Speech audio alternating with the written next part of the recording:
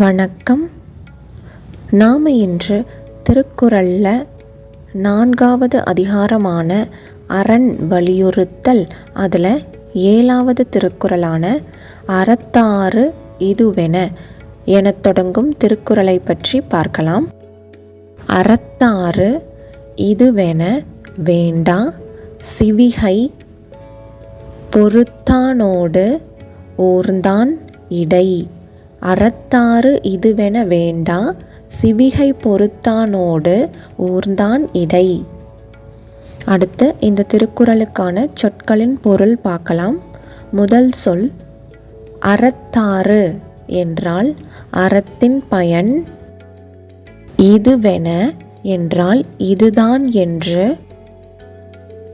வேண்டா என்றால் கூறல் வேண்டாம். சிவிகை என்றால் பல்லக்கு.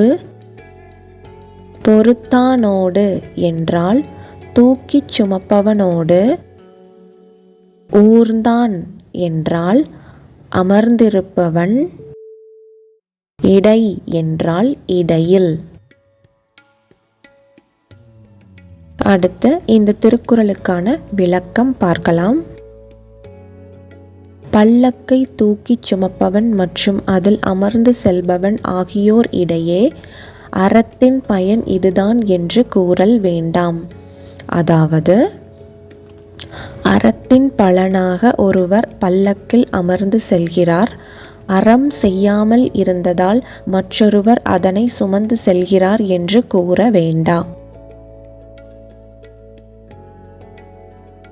மனிதர்களின் உயர்வு தாழ்வு நிலைகளை கொண்டு அவர்களது அறவாழ்வை அளந்து கூறுதல் என்பது முடியாத ஒன்று.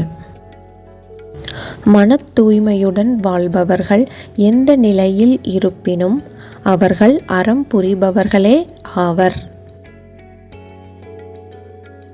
அறத்தாறு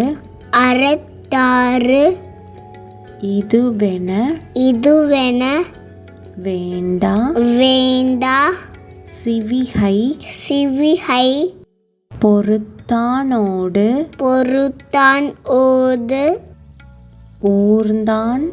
ஊர்ந்தான் இடை.